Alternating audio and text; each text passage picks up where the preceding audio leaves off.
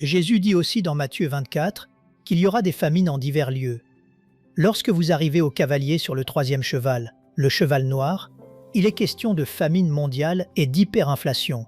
Puis Jésus parle de mort et de dévastation dans le chapitre 24 de Matthieu, et le quatrième cavalier est le cavalier pâle qui s'avance et tue un quart des habitants de la terre. Ainsi, pour résumer, on pourrait dire que ces 4 cavaliers apportent la séduction, la destruction, la privation et la mort.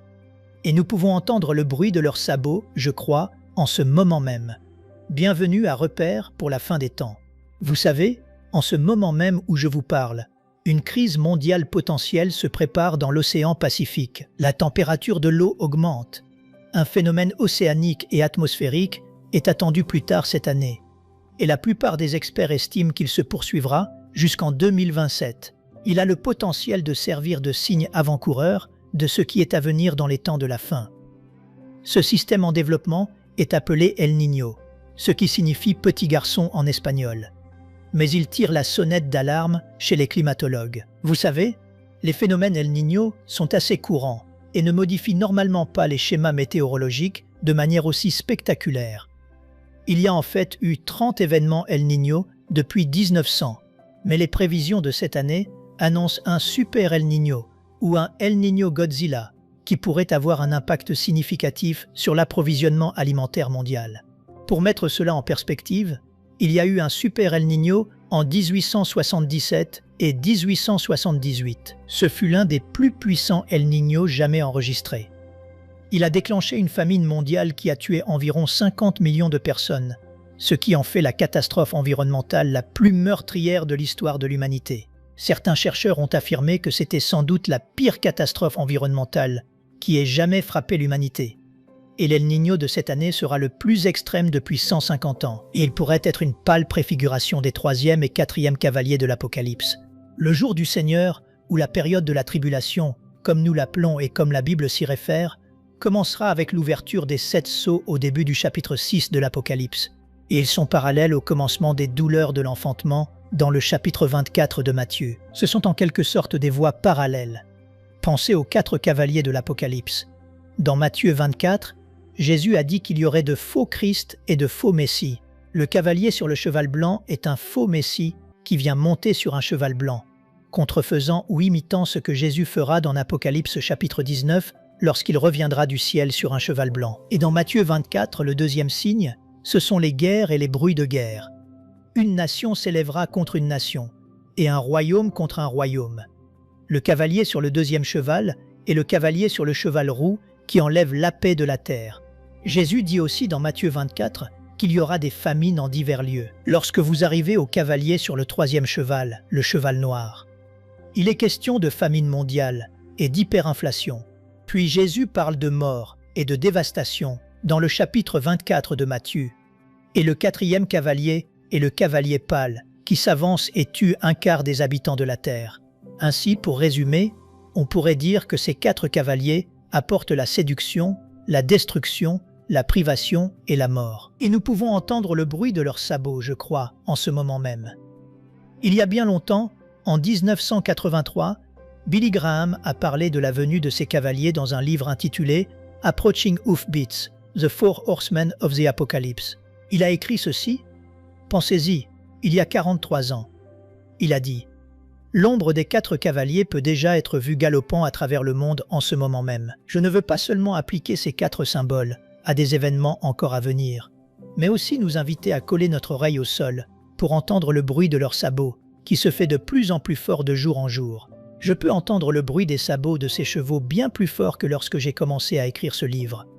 Il a raison, mais pensez à ce qu'il en est maintenant, 43 ans plus tard. L'ombre de ces cavaliers est immense et il pourrait apparaître à tout moment, car l'enlèvement peut survenir à tout moment, et les premiers événements de la tribulation sont la chevauchée de ces cavaliers. Maintenant, avant d'aller plus loin sur ce sujet, permettez-moi de souligner brièvement la seconde moitié de notre programme d'aujourd'hui, où nous allons répondre à quelques questions. 3 excellentes questions. La première est « J'ai toujours pensé qu'après l'enlèvement, les personnes restées sur terre qui avaient entendu parler de Jésus mais ne l'avaient pas accepté pourraient être sauvées. J'ai entendu un prédicateur dire qu'elles ne pourraient pas l'accepter. Pouvez-vous m'éclaircir ce point ? Une autre question. J'ai une question sur l'Antichrist. 2 Thessaloniciens chapitre 2, verset 8, dit que lorsque Jésus viendra, il le tuera par le souffle de sa bouche et le réduira à néant. Mais Apocalypse chapitre 19, verset 20, dit que Jésus jettera l'Antichrist et le faux prophète dans l'étang de feu. Pouvez-vous m'aider à comprendre cette contradiction apparente? Et enfin, une dernière question. L'Écriture nous dit que l'Antichrist tuera les 2 témoins, entrera dans le 3e temple, puis se proclamera Dieu au milieu de la tribulation de 7 ans. Je crois que l'Antichrist sait qu'il ne peut pas défier les 2 témoins tant que leur protection divine n'est pas levée, ce qui lui permettra de les tuer et d'entrer enfin dans le temple. Quel est votre point de vue sur ces événements? Nous examinerons donc ces questions dans un instant. Vous savez, l'El Niño Godzilla arrive. Le Guardian, la semaine dernière, titrait « Nous attendons le souffle coupé. L'El Niño qui se prépare pourrait être le plus fort jamais enregistré. » L'article dit « Les climatologues observent le renforcement d'El Niño avec une alarme croissante, affirmant que les prévisions des modèles climatiques pour les mois à venir sont époustouflantes et stupéfiantes. À l'échelle mondiale, les experts ont déclaré qu'un El Niño puissant pourrait se conjuguer avec le réchauffement climatique pour donner l'année la plus chaude jamais enregistrée, soit cette année, soit plus probablement en 2027. Peu d'un an, il est dit.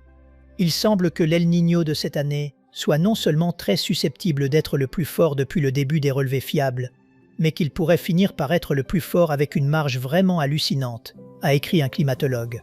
Les modèles prévoient quelque chose en dehors du cadre de tout ce que nous avons jamais observé. Popular Mechanics titre « Il y a 150 ans, un super El Niño a tué 50 millions de personnes. Le prochain est sur le point d'arriver. » Cet événement El Niño suscite des inquiétudes quant à des inondations dévastatrices dans différentes parties du monde.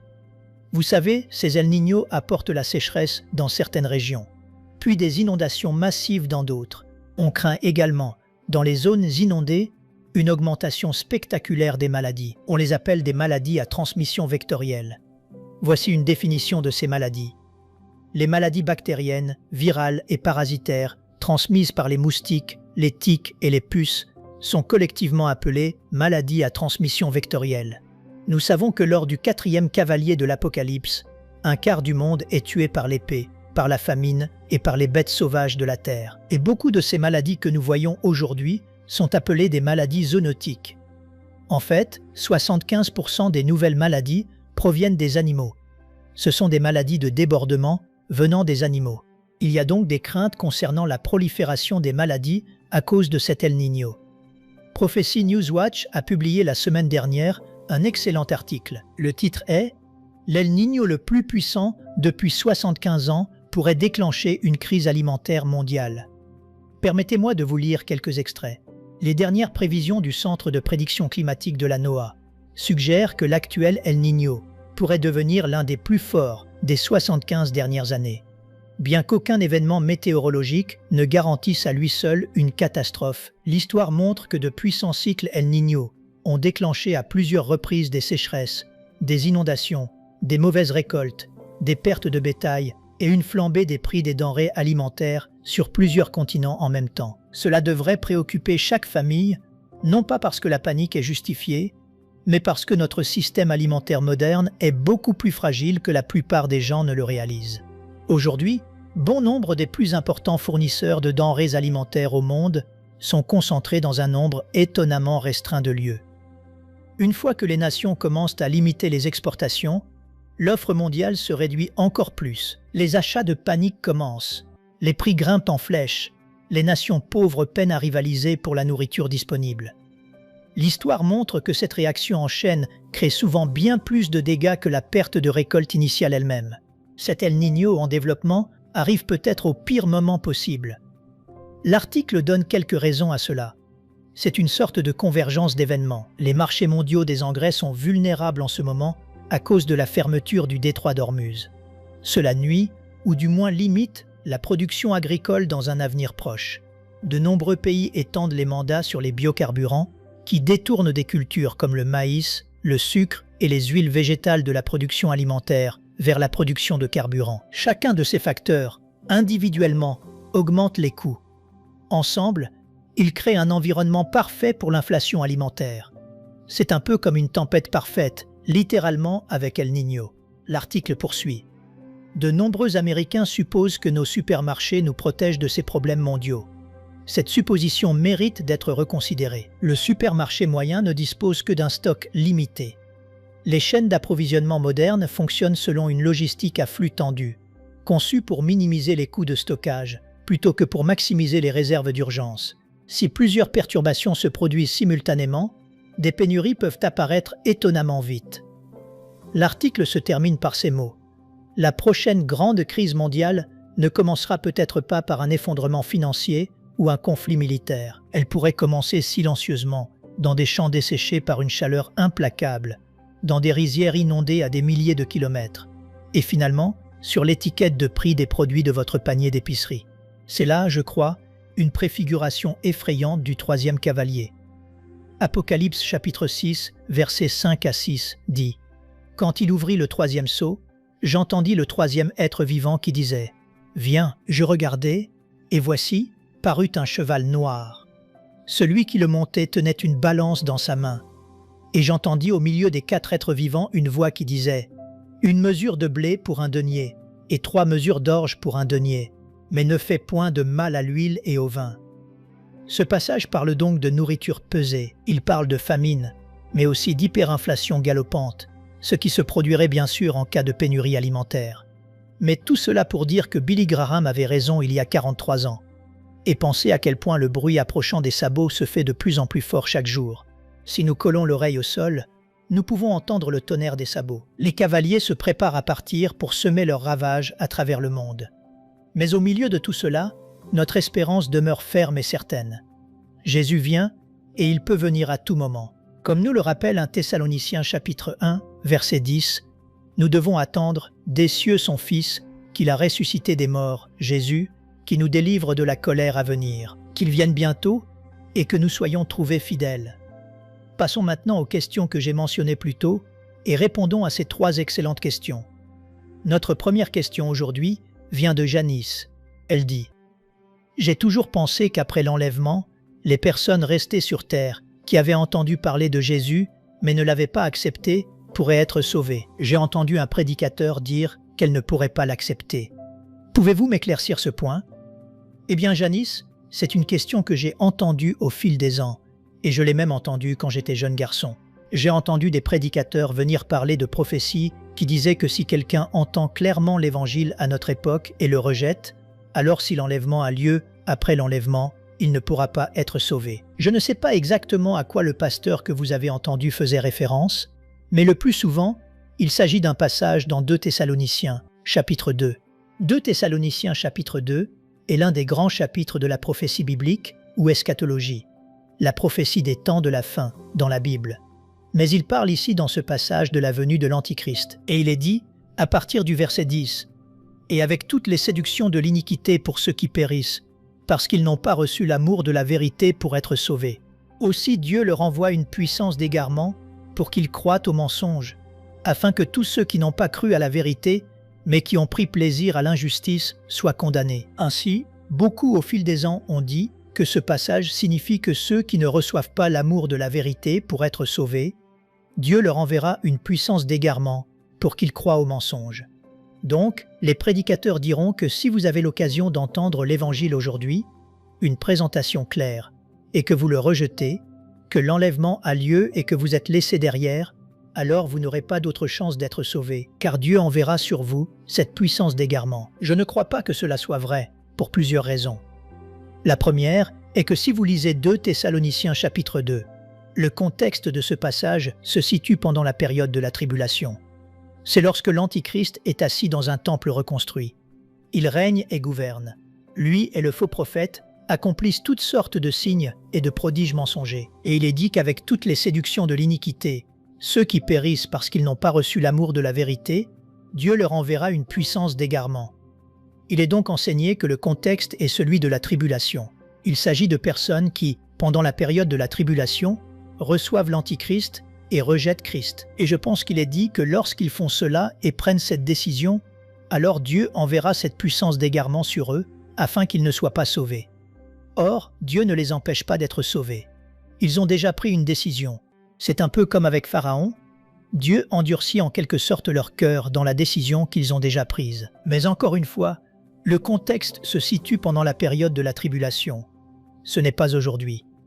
L'autre question que je poserai à quelqu'un qui affirme cela est: avec quelle clarté une personne doit-elle entendre l'Évangile? Vous savez, les gens entendent des bribes de l'Évangile ici et là. Et avec quelle force doivent-ils le rejeter? Pour moi, il est très subjectif de dire: eh bien, si vous entendez l'Évangile et que vous le rejetez, certaines personnes ne l'entendent pas clairement. D'autres peuvent le rejeter, mais continuer à y penser. Donc, pour moi, mettre tout le monde dans la même catégorie et dire: si vous avez entendu l'Évangile et que vous l'avez rejeté, vous ne pourrez pas être sauvé plus tard. C'est très subjectif.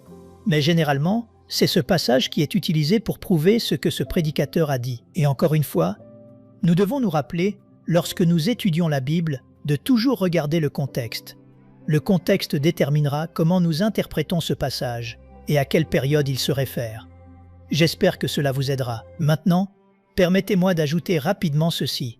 La plupart des gens qui rejettent l'Évangile avant la tribulation le rejetteront probablement aussi après, parce qu'il ne sera pas plus facile d'être sauvé. Il sera plus difficile d'être sauvé pendant cette période.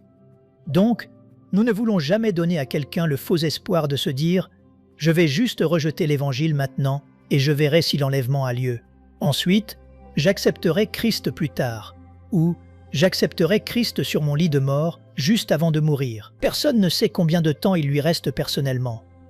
Nous ne savons pas quand nous allons mourir. Nous ne savons pas combien de temps il nous reste prophétiquement. Christ peut venir à tout moment. Permettez-moi donc d'exhorter quiconque regarde aujourd'hui et n'a jamais placé toute son espérance en Jésus-Christ, en sa mort et sa résurrection, de s'assurer de le faire. Il ne sera jamais plus facile d'être sauvé qu'aujourd'hui. Assurez-vous donc d'avoir Jésus comme votre sauveur. Deuxièmement, Daniel dit: j'ai une question sur l'Antichrist. 2 Thessaloniciens chapitre 2, verset 8. Nous revoici dans 2 Thessaloniciens chapitre 2. Il dit que lorsque Jésus viendra, il tuera l'Antichrist par le souffle de sa bouche et le réduira à néant. Mais Apocalypse chapitre 19, verset 20, dit que Jésus jettera l'Antichrist et le faux prophète vivant dans les temps de feu. Pouvez-vous m'aider à comprendre cette contradiction apparente? Oui, Daniel, c'est une excellente question. Dans Apocalypse chapitre 19, versets 19 et 20, en fait, laissez-moi vous lire cela. Il est dit: et je vis la bête et les rois de la terre et leurs armées rassemblées pour faire la guerre à celui qui était assis sur le cheval et à son armée. Et la bête fut prise, et avec elle le faux prophète, qui avait fait devant elle les prodiges par lesquels il avait séduit ceux qui avaient pris la marque de la bête et adoré son image. Ils furent tous les deux jetés vivants dans les temps de feu, et de soufre.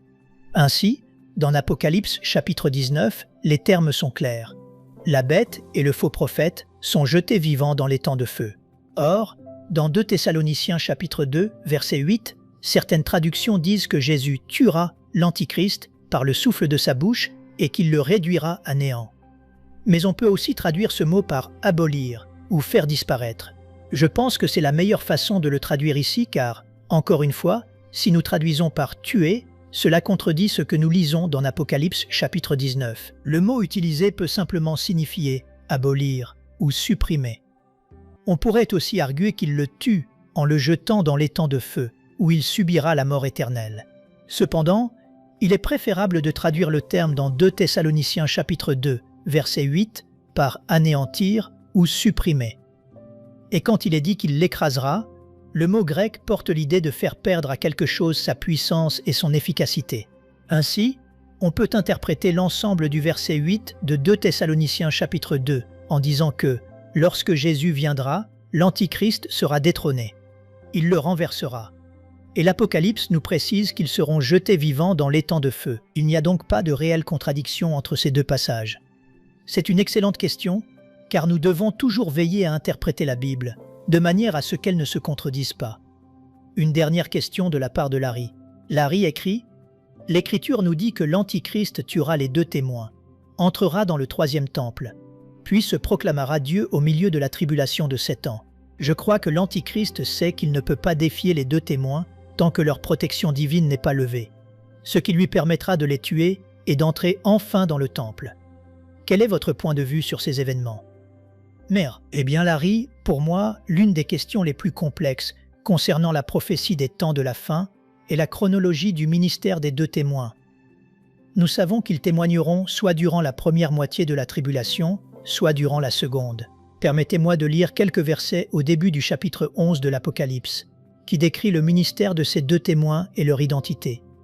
Il est dit « On me donna un roseau semblable à une verge, en disant « Lève-toi et mesure le temple de Dieu, l'autel, et ceux qui y adorent. Il s'agira d'un troisième temple juif qui se tiendra sur le mont du temple pendant la période de la tribulation. » Le texte poursuit « Mets le parvis extérieur du temple, laisse-le en dehors, et ne le mesure pas, car il a été donné aux nations, et elles fouleront aux pieds la ville sainte pendant 42 mois. Ces 42 mois correspondent à 1260 jours, ou à un temps, des temps et la moitié d'un temps. Ces trois désignations sont utilisées pour la période de la tribulation, ou du moins pour la moitié de celle-ci.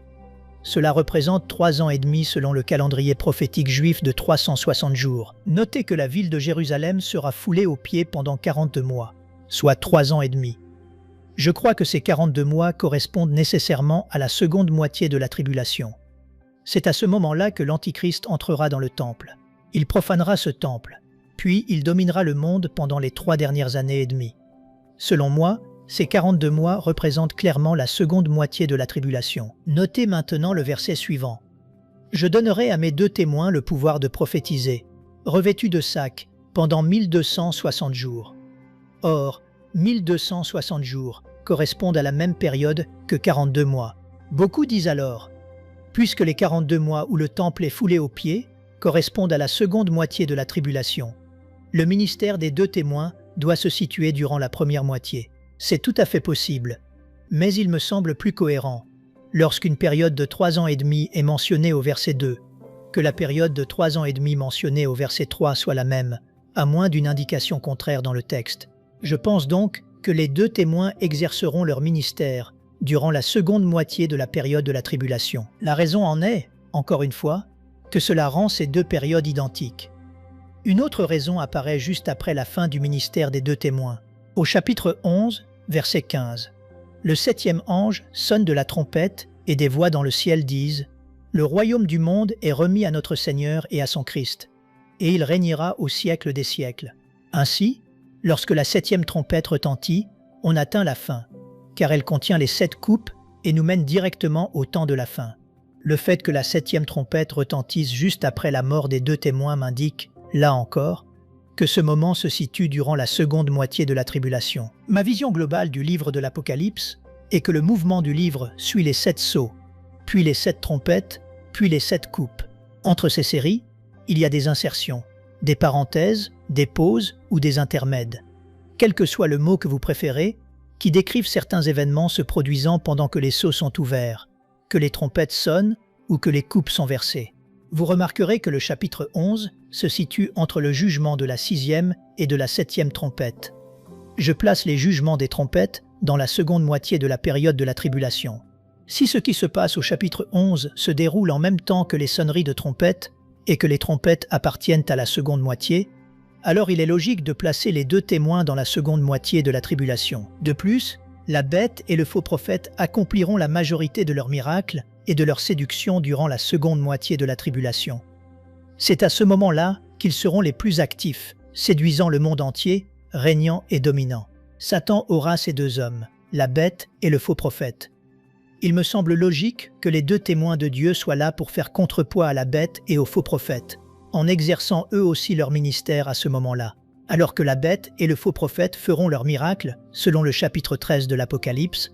Les témoins de Dieu accompliront les leurs durant cette même période. C'est pourquoi je place les deux témoins dans la seconde moitié de la tribulation. Ce n'est pas une question dogmatique sur le livre de l'Apocalypse ou sur la fin des temps. Et beaucoup de mes bons amis, enseignants en prophétie, ne sont pas d'accord avec moi sur ce point. Mais c'est ainsi que je vois les choses. J'espère, Larry, que cela vous aura aidé à mieux comprendre la chronologie des deux témoins par rapport à la bête et au faux prophète. Merci beaucoup, comme toujours, de vous être joints à nous. Nous apprécions votre communion et vos encouragements. Que Dieu vous bénisse. Nous avons hâte de vous retrouver la prochaine fois. Nous aimerions vous donner l'opportunité de faire de Jésus le Seigneur de votre vie. Voulez-vous bien prier avec moi? Dites Seigneur Jésus, je me repens de mes péchés. Viens dans mon cœur. Je fais de toi mon Seigneur et Sauveur. Et merci Seigneur pour le baptême du Saint-Esprit en moi. Dans le nom de Jésus. Par cette simple prière, nous croyons que le Saint-Esprit vous conduit sur le chemin de la nouvelle naissance. Allez dans une bonne église dont le fondement est la parole de Dieu, passez par les eaux du baptême et donnez à Dieu la première place. Nous espérons de tout cœur que ce message vous encouragera.